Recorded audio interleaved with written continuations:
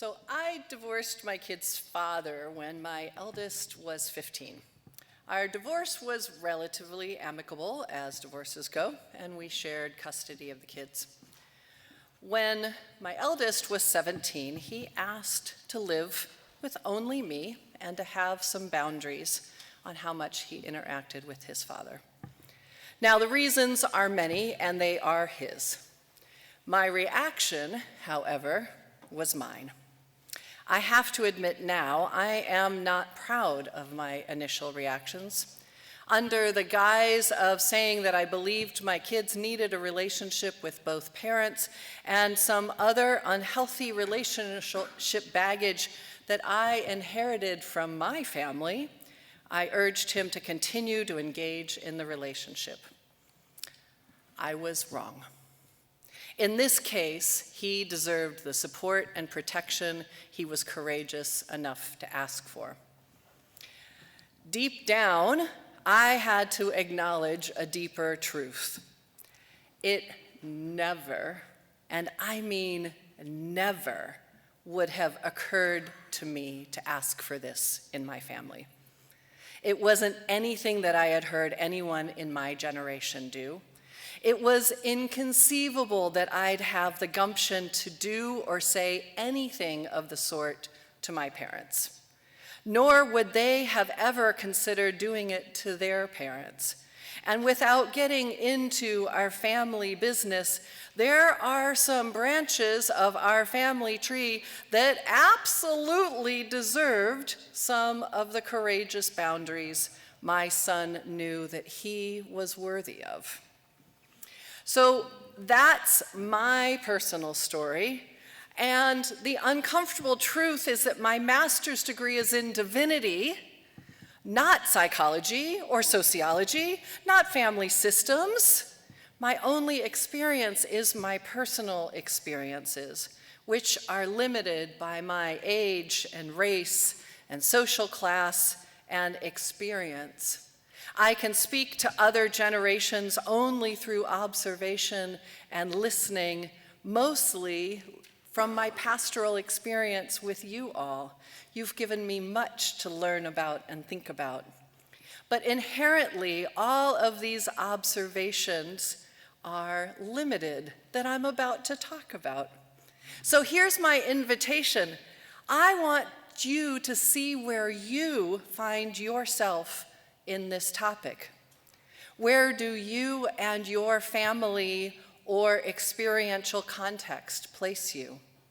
What is your stance on obligation? And where would you take this sermon if Chris gave it to you? I've said before that I am a Gen X minister, constantly straddling and often interpreting for the other side between boomers and the greatest generation before me, and millennials and Gen Z and Gen Y and maybe even Gen Alpha after me. The truth is, as an older Gen Xer, the word boundaries to me really only applied to where we were putting what's in and out for hide and seek. The idea of having personal boundaries for my mental health or having expectations for how I should be treated was not a concept that I grew up with. Healthy versus unhealthy was really only a concept of choosing ho-hos over fruit. Ho-hos were what I wanted.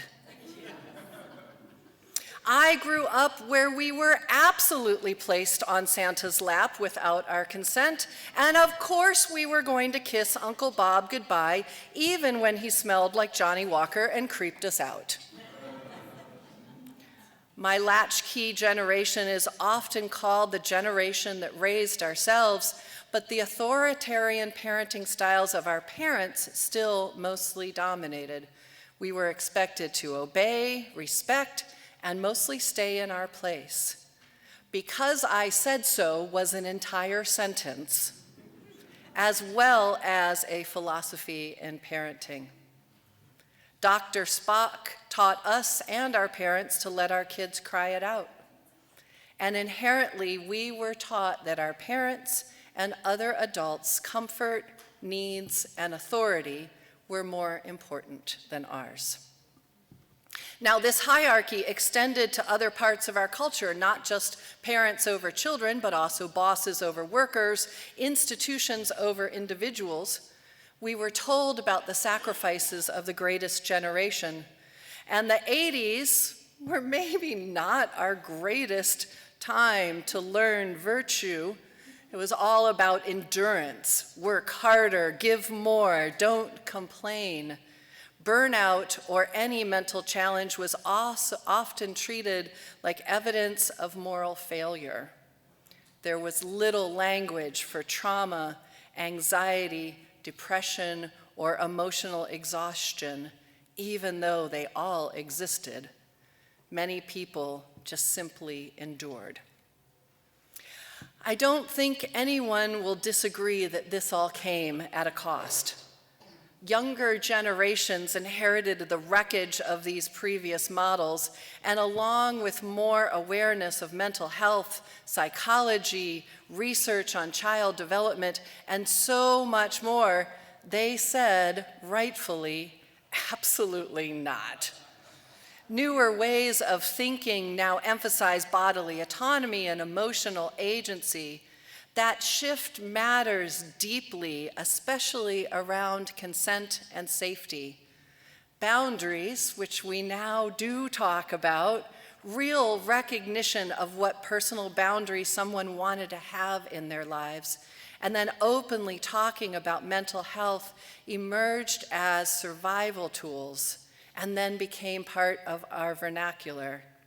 Now, phrases like toxic, gaslighting, and no contact are mainstream. Some of this reflects genuine growth. Abuse and harm are being named and clearly, and that's important. And here's my hot take. FYI, the kids in children's ministry, the older kids, did a whole session last week after I used the term hot takes 3 times in my service last week.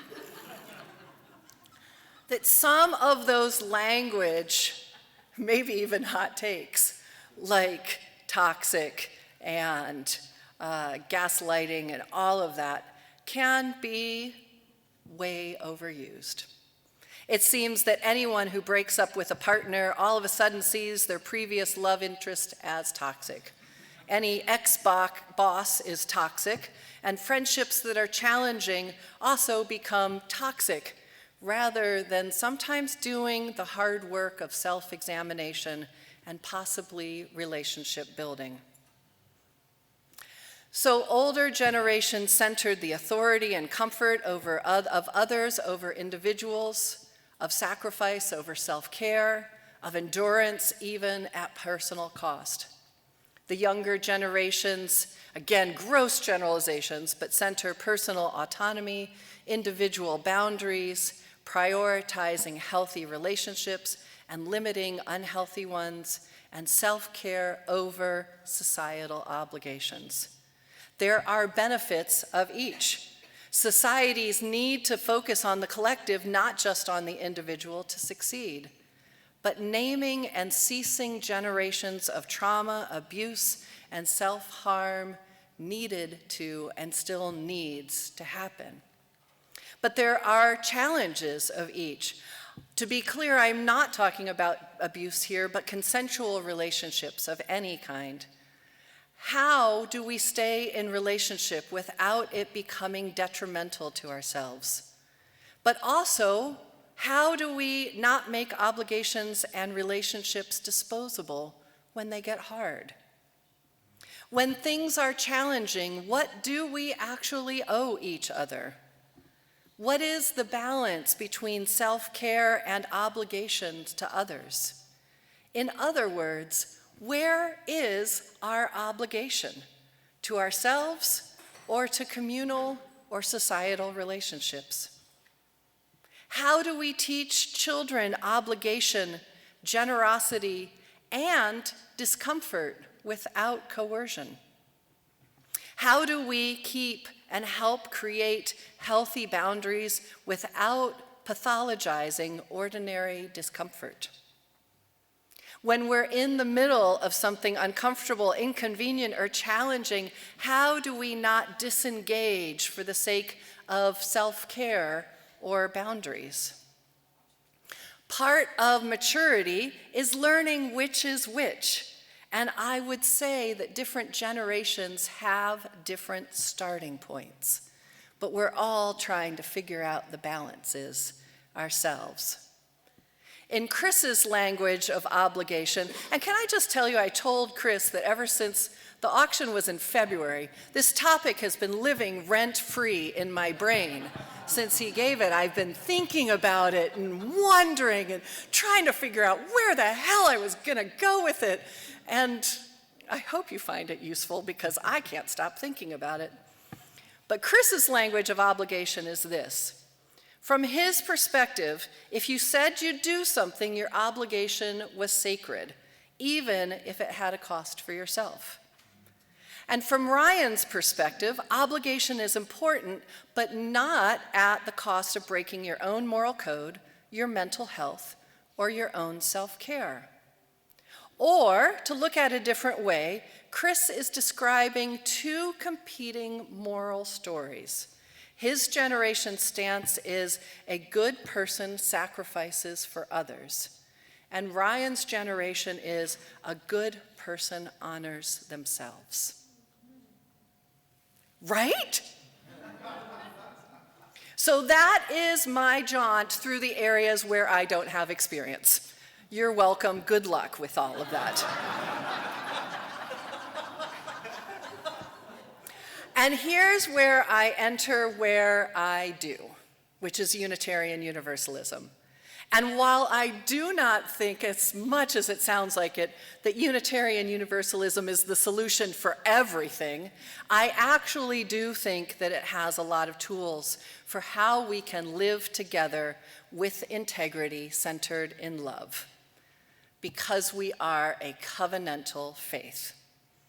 No one is telling us how to be. We are messily figuring it out together. And sometimes the figuring it out is messy, as evidenced by our multi-year discussion on how to balance including children in our services while managing the noise that little ones can make. I would tell you that I think the root of much of that discussion lies directly in the middle of the topic of this sermon. And much of the conflict that I hear is that some people just can't imagine that someone would think differently than they do. Oh, you all see yourself in that, didn't you?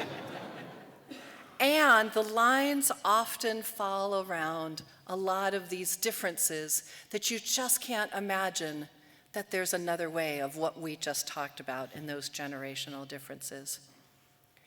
A covenantal faith says that we are in charge of figuring out our own norms and guidelines for how we treat each other, and that we are willing to engage with each other when our feelings are hurt, when something happens that causes actual or perceived harm, and that we try to stay in relationship even when things are hard.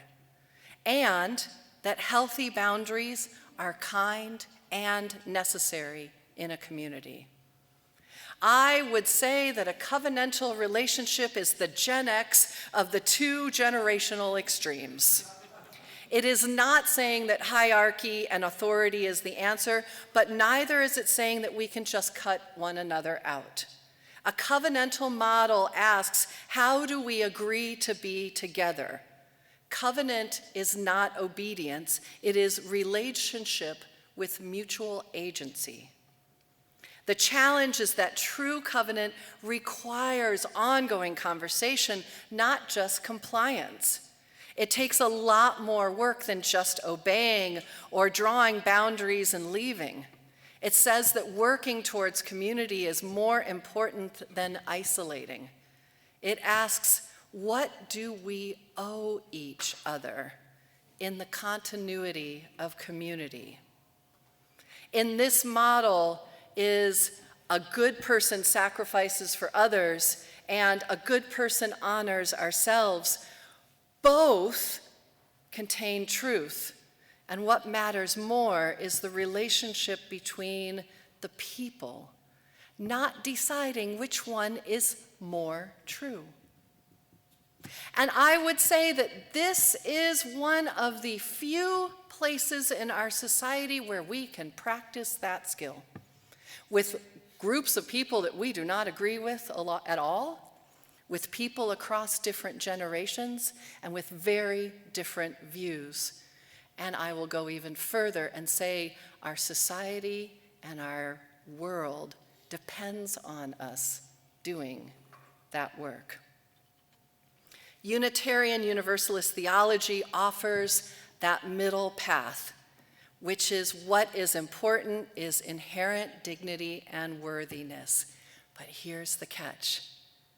Not just yours, but also everyone else's. Here's the thing, because no one's ever going to win that generational argument, because it's not about saying which one is right. Each person has their own perspective, and truthfully, neither stereotype is fair or nuanced enough. Each stereotype comes with so many different contexts. A generation develops moral frameworks in response to the world it inherited, and our worlds are quite different. So to declare one way right or one way wrong is not only not possible, it's just not helpful. And here's another hot take on this, is that anyone who slams the other perspective is taking an irresponsible shortcut to actually understanding the other person. I believe it's generational laziness, says the Gen Xer who has to understand all of you. Our opportunity is not to choose one worldview over another, but building bridges of understanding. In Unitarian Universalism, covenant becomes the bridge. It is not agreement, but a commitment to remain in relationship while we negotiate how to live together. So, in Chris and Ryan's case, their covenant is literal. I got to see it. It was a marriage covenant, and it was beautiful. Maybe for them, it means understanding and valuing each other. Maybe Chris tries letting go of some of his external obligation for a day of self-care periodically. And maybe for Ryan, it means going to something that is important to Chris, even if he'd personally not go. For the rest of us, maybe it means loosening our staunchness of how it should be done, in our opinions, and opening our hearts for how others may see things. It means asking questions and being genuinely curious for how people of different ages, races, classes, and experiences see things. It means committing to not inflicting harm because something is totally obvious to us, and working to repair it when our of course is totally different than someone else's of course. And I'm looking out at you all now, and if anyone's going, yeah, this other person needs to understand this, Christine. I want you to think about, where is that true for you? I feel like I also just hit another nerve, didn't I? Maybe our real obligation is not blind obedience and not radical isolation, but the sacred, difficult work of staying curious about one another. To remember that every person's understanding of duty, boundaries, sacrifice, and selfhood was shaped by a world we may never fully understand ourselves.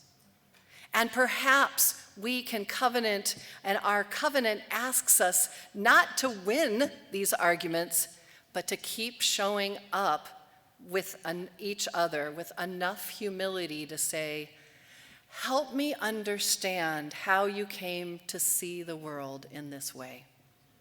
Because in the end, love is not a commandment, and it is not complete self-protection either.